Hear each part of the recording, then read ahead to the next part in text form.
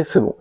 Et bonjour à tous. Merci au Lille Android User Group de nous accueillir aujourd'hui et à Zenica. Aujourd'hui, je vais vous parler un peu de comment essayer de standardiser votre code base avec l'outil Consist. Comme Anthony qui est passé avant, moi je travaille chez Decathlon sur la même application, donc sur Cumin Store. Avant d'entrer dans le détail de la librairie Consist, moi j'aime bien c'est donner un petit peu de contexte sur pourquoi on a essayé de mettre ça en place. Moi j'ai mis à jour, j'ai mis 7 feature teams dans la définition parce que on a aussi une plateforme team et moi j'aime bien dire que la plateforme team travaille comme les autres core feature teams. Donc on a à peu près 25 développeurs par feature team core. Et sur le dernier mois, qui est le dernier mois, donc c'était les chiffres de décembre, je crois, on avait à peu près 250 pull requests qui ont été mergés, donc avec un total de 43 éditeurs. Si on comprend aussi les QE, qui font pas mal de pull requests, et les teams qui sont en périphérie des core feature teams, donc les contributeurs. Ça fait pas mal de monde sur une seule code base, sur une seule application. Ça fait aussi pas mal de commits par semaine. Jusqu'alors, on avait à peu près un peu plus d'un demi-million de lignes de code. Ça a diminué entre-temps parce que on a fait quelques refactos à demi-million. C'est peut-être nécessaire de commencer à couper un petit peu dans le monorepo. Donc c'est en cours par la plateforme Team. C'est pour ça que c'est important de la prendre en compte, Anthony. Et pourquoi, du coup, il faut s'intéresser à la consistance de notre code base? Bah pour plein de bonnes raisons. La première, c'est quand on embarque des nouveaux développeurs ou des QE, parce que aussi ils interviennent pas mal sur la code base. C'est plus simple d'avoir des standards, pour pouvoir embarquer les gens facilement, savoir qu'est-ce qu'on doit faire, qu'est-ce qu'on ne doit pas faire, avoir aussi peut-être moins de débats. Si on a déjà tranché sur quelque chose, bah on va éviter d'en reparler pendant les pull requests. On sait qu'on a choisi et ça évite. On va pas forcément éviter à chaque fois les débats, mais à un moment, si on a choisi, c'est qu'on a exposé plusieurs bonnes raisons et on a dû choisir. Ça va aider aussi au niveau de la maintenance. Si on a standardisé, bah, on sait que si on a un problème, bah, on va avoir le problème à chaque fois. Ou alors, justement, comme on a standardisé, bah, on a évité d'avoir ce même problème. Et au passage, on pourra réduire aussi un petit peu la dette technique. Bon, ça, c'est dans la théorie. Dans la pratique, nous, sur Cumin Store, on s'est retrouvé avec pas mal de petites problématiques. Pas grand-chose, mais mis bout à bout, ça peut être assez irritant de se dire « Ah, on a quand même... il nous manque de la documentation. On est censé faire de la clean architecture. Mais bon, comme on est un petit peu permissif, on a des couches data et domaine qui sont un petit peu mergées ensemble. On a commencé à faire de l'héritage il y a 2 ans. On a toujours de l'héritage, mais on sait même plus pourquoi. On a des view modèles qui s'appellent KViewModel. On a des classes de test qui s'appellent KTest. Pourquoi le K? Bon, on sait pas pourquoi. Mais en plus, tous nos view modèles héritent de ces classes-là. Ça apporte beaucoup de boilerplate pour pas grand-chose. Et des fois, ça nous freine même quand on veut aller faire des classes de test sur nos view modèles. Des conventions de nommage qui sont pas identiques d'une feature team à l'autre, ou même dans une seule feature team, on va pas avoir toujours les conventions de nommage identiques. Moi, j'aimais bien suffixer mes view modèles par VM, mais j'ai vu que des fois il y avait VM, des fois il y avait pas VM, donc voilà. Il y a énormément d'inconsistances dans le code. Donc on va essayer de résoudre ces problèmes. Et comment on va faire? On va s'équiper avec des outils. Parmi les plus connus du marché, on a Sonar, on a aussi Catalint, Detect qui est un petit peu strict, Detect mine de rien, et Codana pour ceux qui connaissent bien les outils de JetBrains aussi. Voilà, ça fait déjà une bonne palette d'outils. Nous sur l'application, on en a deux, on a Sonar et Catalint, et on a commencé à essayer d'utiliser aussi une librairie qui a émergé il y a un peu plus d'un an, même si elle a 2 ans, elle va avoir 2 ans, j'ai vérifié les commits récemment, et on a commencé à utiliser la librairie Consist. En quoi consiste? Très bonne question. Consist, ça va être un analyseur statique de code. Elle est bonne, celle-là. Un analyseur statique de code, donc un peu comme les autres, mais qui est vraiment dédié au projet en Kotlin. On va parcourir un peu plus tard comment ça fonctionne, mais ça se distingue en deux types de checks de vérification. Les vérifications de déclaration et les vérifications d'architecture. Et évidemment, ça va se lancer à travers des tests unitaires. Donc les développeurs vont pouvoir rédiger leurs tests unitaires. J'espère que vous aimez tous faire des tests unitaires. Moi j'aime bien, donc ça va. Et on va pouvoir l'intégrer avec JUnit 4, 5 ou Cotest pour ceux qui connaissent. Et dans la pratique, on va se retrouver avec, bon là j'ai fait exprès de mettre un cas où on a une erreur, mais on va se retrouver avec nos tests qu'on va pouvoir lancer. Et dans chaque test, on va définir exactement ce qu'on veut comme vérification de déclaration ou vérification d'architecture. Voilà les tests voilà comment se présentent les tests. Donc c'est similaire à ce qu'on a avec un résultat avec JUnit.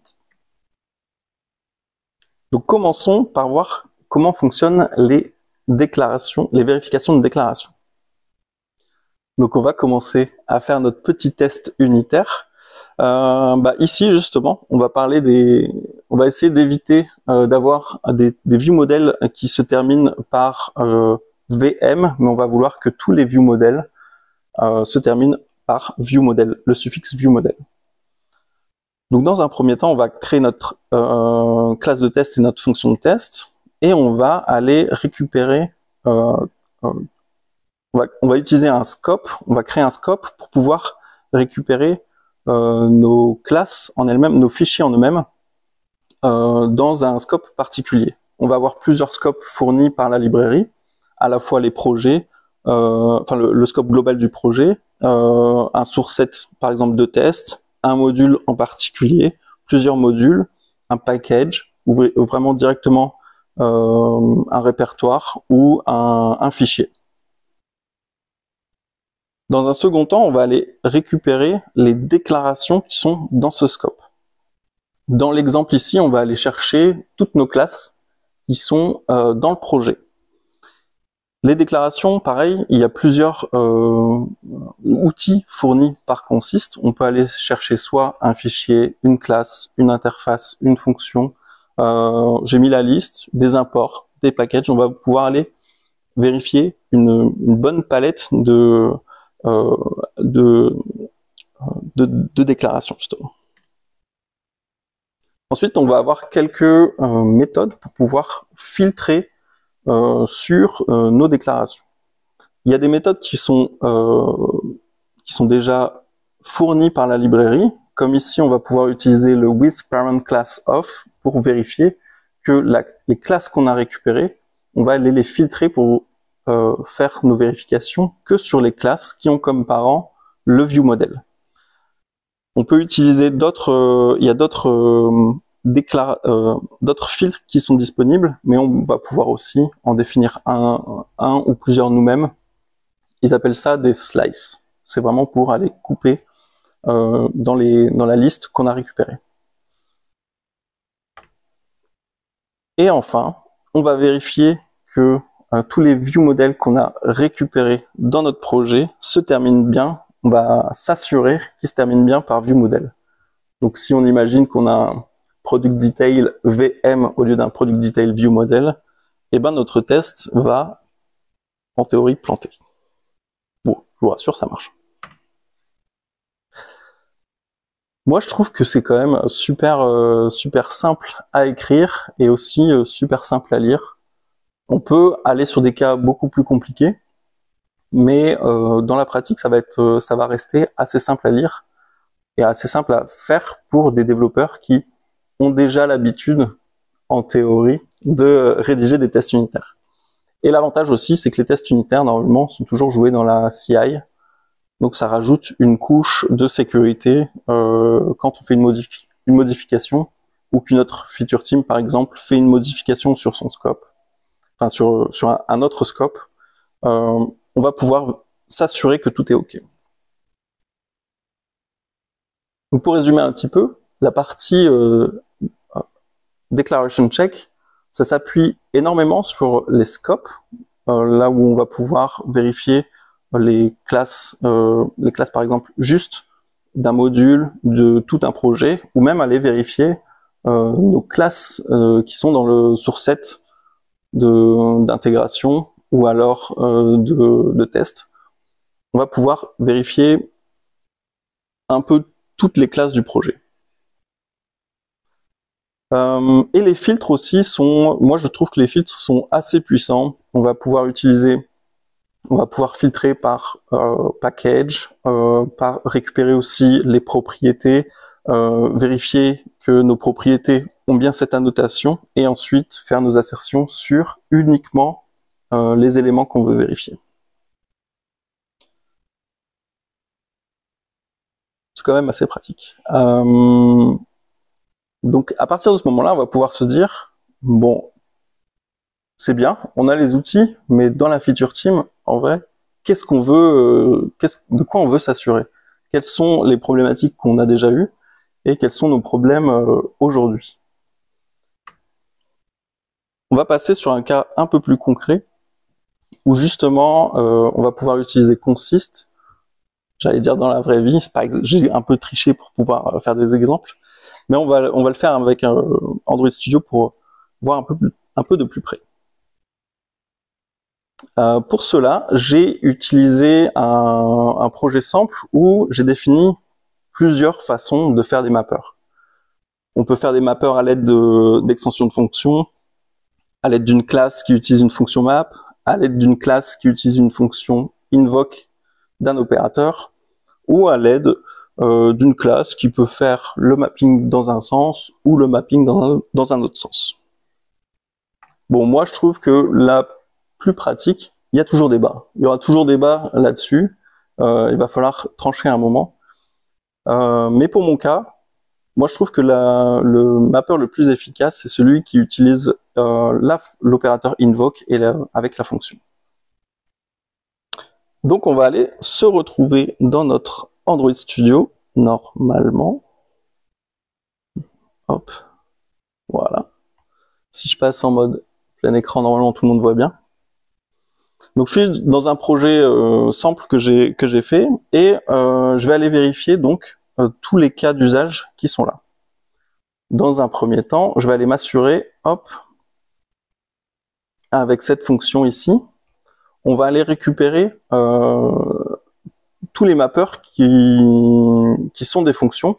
Enfin, on va aller lister tous les mappeurs qui sont une fonction. Si on lit dans le sens inverse, on va vérifier qu'il n'y a aucune top level function dans les packages qui contiennent mapper dans notre source set principal. Bon, vous avez déjà le résultat, vous voyez que ça va planter. Donc si je lance cette méthode, ici, elle va planter. Notre test consiste va être KO sur cette fonction. On a un to label, donc c'était bien celui que j'avais identifié. Mais dans le cas pratique, ça va être aussi, on veut s'assurer qu'on n'a jamais ce cas d'usage. Donc on crée un test consist et le test va nous lister tous les cas qui sont KO. Et ça peut nous permettre de se dire, on va créer un ticket de roadmap technique par exemple, on sait qu'on a 20 KO, bah, on va pouvoir estimer en termes de points que 20 KO, ça va prendre 10 minutes à chaque fois. Donc on va pouvoir avoir grosse maille à peu près le nombre de points et la complexité pour faire le travail sur une codebase déjà existante. Consiste, c'est pas mal pour introduire des nouvelles règles, mais aussi pour refacto aussi le legacy en faisant ce type de test. Donc là, je vais aller, hop, dans ma fonction, je vais essayer de la retrouver rapidement. Tout label, elle doit être là. Hop. Magnifique. Donc c'était bien, elle est bien dans ma peur. Hop, je vais zoomer un peu. Je vais en faire, pour moi c'est un objet, hop, assez, c'est pas vraiment un mapper. Je vais plutôt en faire un converteur. On appelle ça comme on veut. Je ferai un ADR plus tard. Hop. Et comme ça a disparu. Ni vu ni connu. Je vais quand même ajouter ici le fait de, hop, ajouter un ADR. On sait jamais. Ensuite, on a notre autre fonction. Ici, ça va être, on va vérifier que les mappeurs, hop, ici j'avais préparé ma slice. Donc je vais extraire ici une variable. Hop. Je vais la nommer byMapperPackage en private, évidemment. Hop là. Comme ça, je vais pouvoir l'utiliser à chaque fois. Et donc, on va vérifier qu'il n'y a qu'une méthode publique ou défaut par mapper. Ici, si on lit toujours dans le sens inverse, c'est un peu comme les modifiers en compose. On va vérifier qu'il n'y a aucune classe qui a plus d'une fonction publique ou default. Donc toujours dans la même, dans les mêmes packages. Et donc si on le lance, évidemment, ça ne va pas marcher. Suspense. C'est l'effet démo? Non. Voilà, ça a planté. Et si je vais dans cette classe, je vois bien ici qu'on a, hop, deux méthodes qui sont publiques, enfin, qui sont avec la visibilité par défaut, donc publique. Je vais tricher un peu. Hop, on va faire comme ça.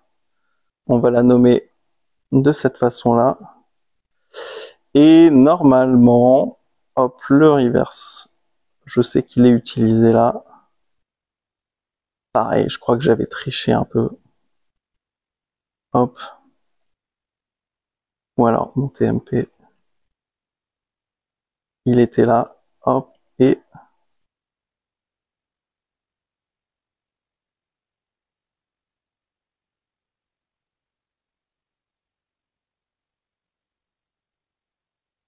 Et normalement, c'est bon. Voilà. J'ai extrait mon mapper. J'en profite. Hop là. Pour l'extraire. C'est plus propre.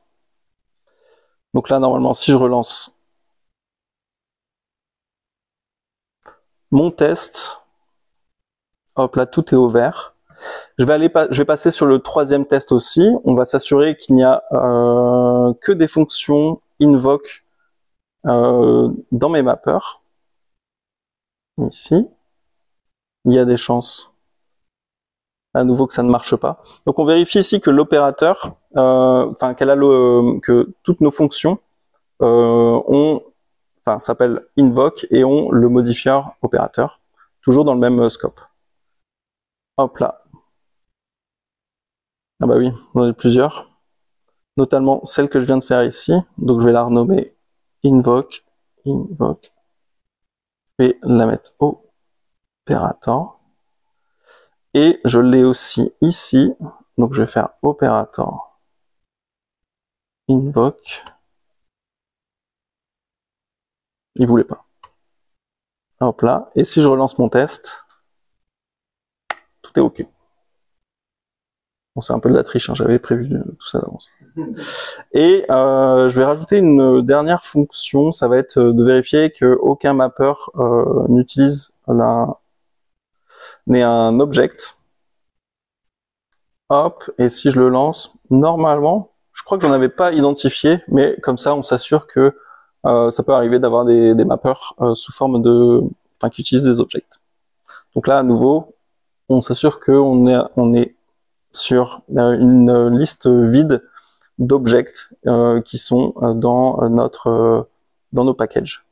Il y a quelques méthodes supplémentaires. Ici, on a le print. Je pense que je l'ai pas mis au-dessus, mais au cas où, on peut afficher la liste. On peut mettre des prints dans le test pour vérifier que du scope à la récupération des déclarations, quand on fait nos filtres ou nos slices, on vérifie bien les bonnes choses. Hop. Donc je reprends. Et voilà comment on a nettoyé notre codebase à l'aide de seulement 4 tests unitaires. C'est magnifique. Et comme ça, plus personne normalement fera l'erreur, parce que nos tests unitaires seront lancés dans la CI. Passons maintenant à la vérification d'architecture. La vérification d'architecture, ça va s'appuyer principalement sur les packages. Imaginons que vous ayez une clean architecture. Donc généralement, on va avoir 3 couches, la data, le domaine et la présentation. Et parfois, vous avez aussi de l'injection de dépendance, donc avec certains modules ou des packages d'injection de dépendance. Bon, on le sait, ça c'est dans la théorie. Dans la pratique, on n'est jamais aussi strict que ça. Mais on va essayer de mettre consist en place pour vérifier que tout est OK. Spoiler, sur notre code base, Anthony, c'est pas du tout côté Android, c'est pas du tout clean. Mais justement, on y tend.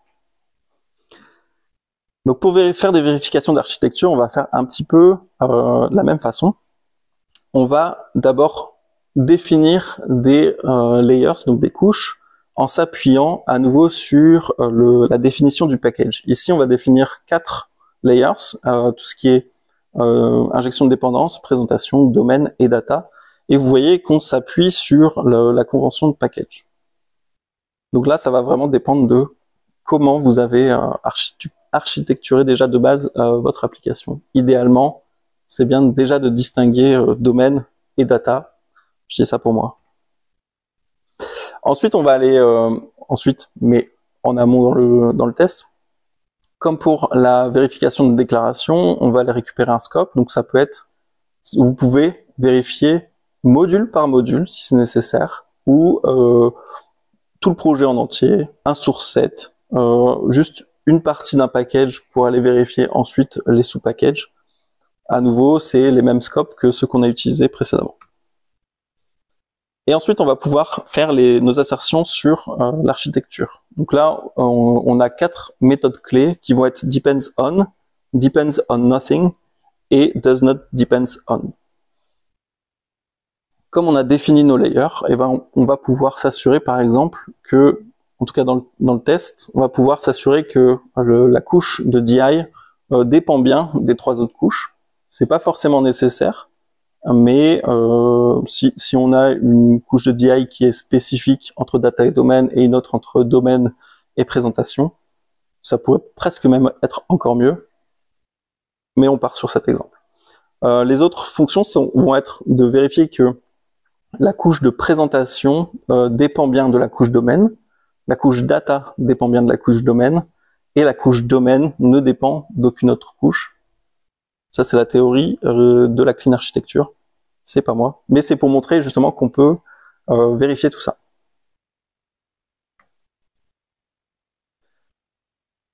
Petit résumé sur la vérification d'architecture. Donc ça, je l'ai déjà dit, mais je pense que c'est important de le remettre. Ça s'appuie énormément sur les conventions de package.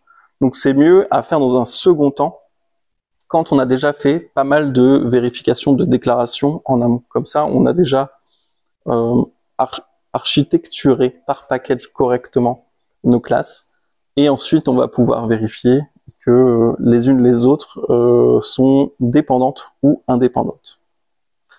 On peut aussi définir des architectures en tant que variables et les réutiliser dans plusieurs scopes. On peut le faire pour un module dans un premier temps, s'assurer qu'il est OK, et ensuite passer sur un deuxième module, et ensuite sur un troisième, etc. Et enfin, on a l'exemple, le contre-exemple qui est pas mal, c'est de se dire que parfois utiliser plusieurs modules Gradle sur un projet, ça peut suffire parce qu'on va pas avoir de dépendance cyclique. Donc au final, si on a déjà correctement détaillé nos modules à l'aide de Gradle, au risque parfois de perdre en temps de compilation, ça peut suffire totalement pour vérifier l'architecture. Là, ça va être au choix.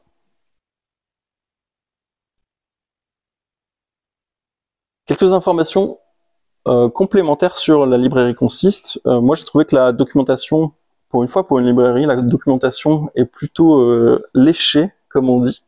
Je trouve qu'ils ont mis l'accent sur le fait d'avoir beaucoup d'infos, d'avoir des exemples. Il y a beaucoup de snippets de code pour Android, mais aussi pour les autres plateformes. Pour utiliser Consist, vous n'allez avoir besoin que d'une seule dépendance en test implementation. Il n'y a pas besoin de plus. C'est quand même assez léger à utiliser. En tout cas pour un développeur, une ligne dans le Gradle et vous allez pouvoir l'utiliser dans un module. Ça marche avec Android, mais aussi pour KMP ou en Kotlin tout simplement. Et on a, Anthony l'a mentionné juste avant, des exemples où vous pouvez l'utiliser à la fois sur votre application Android, mais aussi dans votre BFF. Une fois que vous êtes familier de toute façon avec la façon de faire de Consist, que ce soit en Android, ben vous allez pouvoir le faire sur votre BFF. Il n'y a pas de baseline faisable aujourd'hui. Vous pouvez pas rajouter une baseline dans votre code et dire bah on part de cet état aujourd'hui de l'application, on met dans la code base qu'il y a déjà ça qui ne fonctionne pas forcément comme on le voudrait, mais c'est planifié dans la roadmap. Et tout de même, il y a la notation suppress qui permet d'éviter, enfin d'exclure soit des fonctions, soit des fichiers, soit des classes. Donc vous allez pouvoir utiliser la notation suppress pour tout de même mettre de côté, mais il va falloir le faire dans chaque fichier. Et petit point quand même important, quand vous testez une classe, vous allez potentiellement, comme moi je l'ai fait, tester l'héritage des classes en fonction de votre code base. Ça peut prendre beaucoup de temps ou consommer beaucoup de CPU, donc de mémoire. Donc et quand je parle de temps à l'utilisation, on a remarqué sur le projet que en multipliant le nombre de modules Gradle qui utilisent Consist, et ben on allait rajouter potentiellement 1 minute de temps d'exécution des tests unitaires par module. Donc idéalement, il faudrait mutualiser tous ces tests dans un seul module. C'est important quand la CI commence à coûter sur un projet. Enfin, quelques éléments à retenir. Moi, je trouve que c'est super simple à utiliser, à installer et à utiliser, autant pour les développeurs expérimentés que les nouveaux venus. Ils vont pouvoir lire et créer des tests assez facilement. Les tests, justement, sont normalement intégrés dans la CI. Donc, une fois qu'il y a un test, eh ben, vous allez vous assurer, sauf si quelqu'un, évidemment, retire le test, que tout fonctionne toujours. Ça peut arriver. Vous allez pouvoir tester votre propre architecture. J'ai parlé de clean architecture, mais on a parfois, on fonctionne parfois en feature et business qui sont des patterns un peu plus simples, avec par exemple les objets du back fournis par une librairie. Donc il n'y a pas besoin de tester, de ce formaté à la clean architecture. Et malheureusement, bah c'est on l'a vu, c'est encore un analyseur de code statique.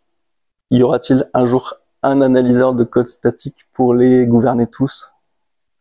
Peut-être pas. Mais en tout cas, il fonctionne différemment des autres et il a le mérite de proposer quelque chose d'autre. En tout cas, c'est beaucoup plus simple de créer des tests en consist que des vérifications en kt-lint. Si jamais vous avez déjà essayé, vous voyez de quoi je parle. Et enfin, le mot-clé, je pense que c'est avoir une consistance de code, ça permet d'améliorer la maintenabilité du code. Quand on a une codebase qui est assez énorme, le point critique, c'est plus tant de rajouter du code, mais c'est aussi de maintenir le code déjà existant. Parce que le code qu'on pousse et qui est validé dans une PR, devient déjà du code legacy. Donc c'est important d'avoir ça en tête. Et voilà, pour moi.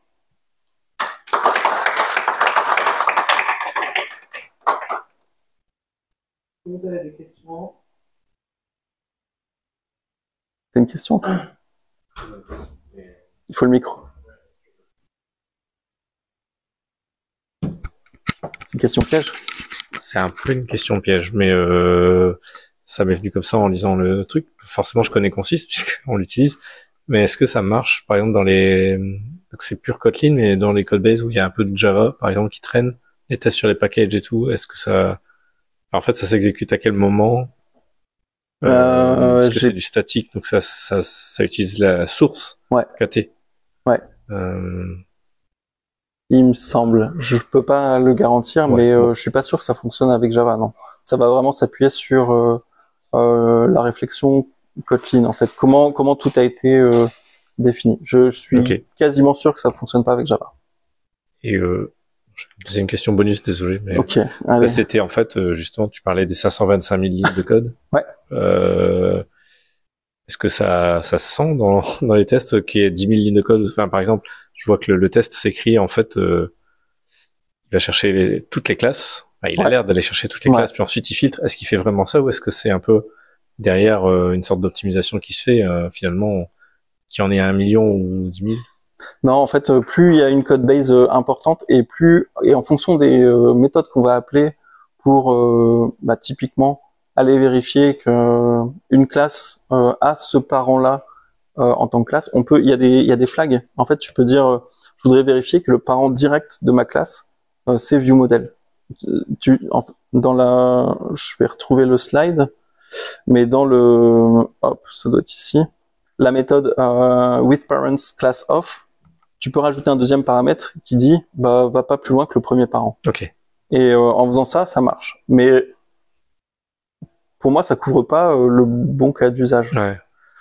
Donc, quand tu rajoutes le paramètre pour borner au premier parent, ça va plus vite que quand tu le laisses libre.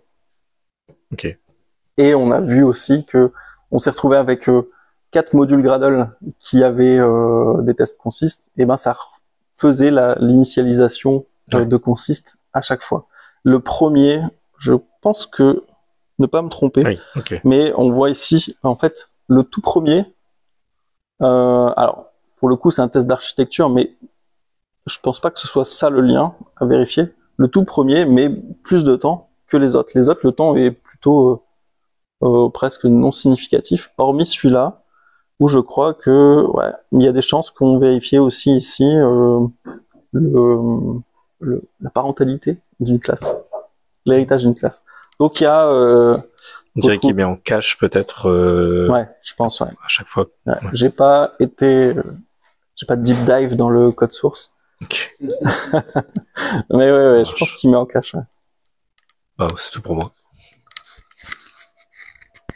J'ai des questions pour la part. Si vous avez des questions, n'hésitez pas. Merci pour la présentation. C'est vrai que ça me donne envie de le tenter pour notre projet. Et du coup, j'ai une question peut-être un peu naïve. Donc, pour le lancer, tu fais un Gradle test, c'est ça? Exactement. Ouais. En fait, tu le lances vraiment comme un test unitaire. Ok. c'est un test unitaire. Je l'ai pas montré ici, mais en fait, ça fait partie de, hop, ici, de mon source set de test. Et, et juste pour savoir, est-ce qu'il y a moyen de dire que si ces tests-là échouent, tu échoues pas ta pipeline, juste pour les tests consistent. Vous, de votre côté, vous considérez que c'est un échec de la pipeline si les tests échouent? C'est censé être un échec de la pipeline. Ouais. Ok. Ouais. Moi, après, peut-être qu'il y a moyen de les identifier, mais là, ça va être plus par rapport à Gradle, comment, si tu peux identifier les échecs non critiques de certains tests unitaires. Je m'y connais pas assez en test unitaire. Ok. Mais c'est vraiment dans le source set un test comme les autres. Juste ici, tu récupères en fait la librairie, enfin pas la librairie, mais le DSL consiste et tu vas aller récupérer ensuite ce qu'il a déjà lui récupéré. Ok. Enfin, tu vas les filtrer derrière. Voilà. Ouais, nickel. Merci. Hein. Ok, merci à tous. Merci à Baptiste pour son talk. On peut conclure la soirée. Il y a un joli pot qui nous attend. Merci à tous et à une prochaine. Merci.